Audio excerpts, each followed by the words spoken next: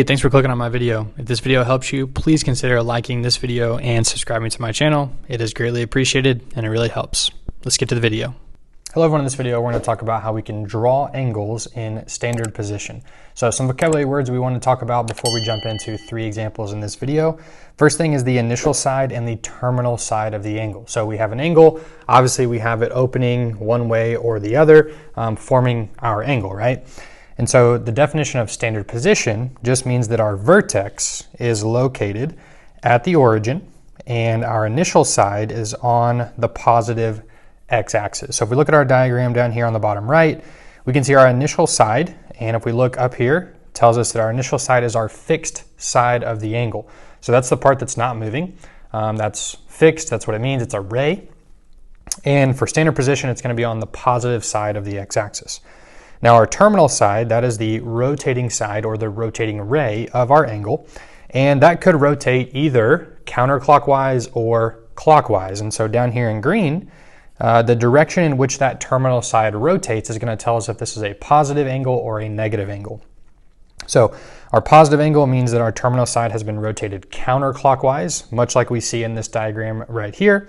And then a negative angle would mean our terminal side is rotating clockwise. So if we have our two sides right here, for the sake of the diagram with my hands, I'm going to have my terminal side be this hand. So we'd be moving it down like this, right? That would be negative. And then positive, we'd be moving our terminal side up, or excuse me, counterclockwise for positive, and then clockwise for negative, okay?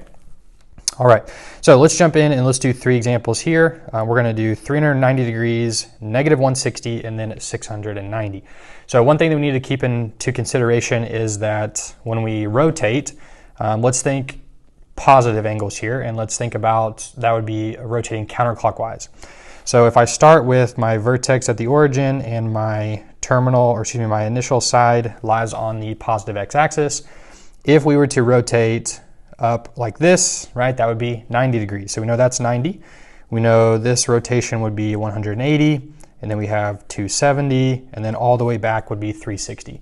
So when we start getting more than 360 degrees, we can think about it, okay, we've rotated a full circle now and then some, okay? So for number one, we need to think about that because we're trying to draw a 390 degree angle. So we know that we need to go 360 degrees, right? So that would be 360. And then we need 30 more degrees, right? So it's going to go up to, let's say we're going to try and draw like just a 30 degree angle. So I know that would be about 45, right? So let's say 30 would be maybe somewhere right in here. And so now I know that my angle here is 30 degrees. And I could draw my entire angle would be 390, okay? So we draw the circle there, kind of our spiral, as if we're taking our terminal side and we're rotating it around one time. Counterclockwise, that's our 360, and then an additional 30 degrees, and that's how we could represent 390 degrees. Now, number two is negative 160.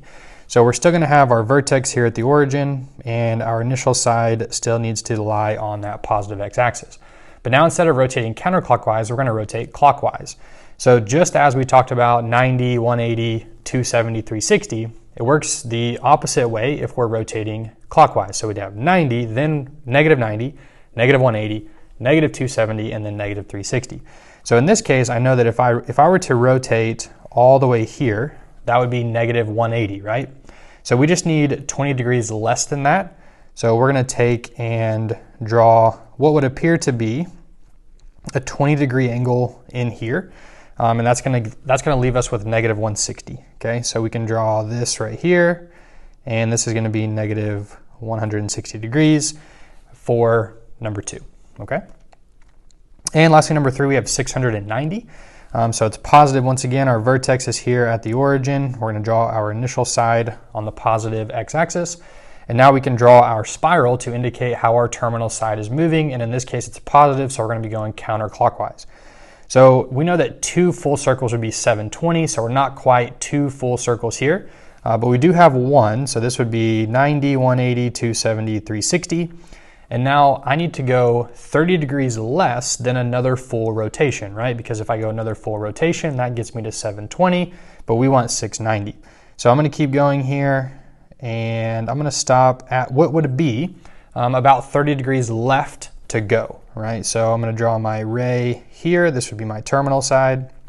And so now I know that my entire angle here is 690 degrees. But if I wanted to, I could draw just a little arc right here saying, hey, this piece right here is 150.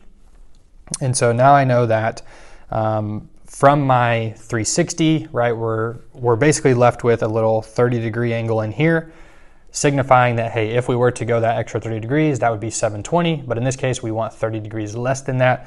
So we're going to stop right there. Okay, so that's how you can draw some angles in standard position.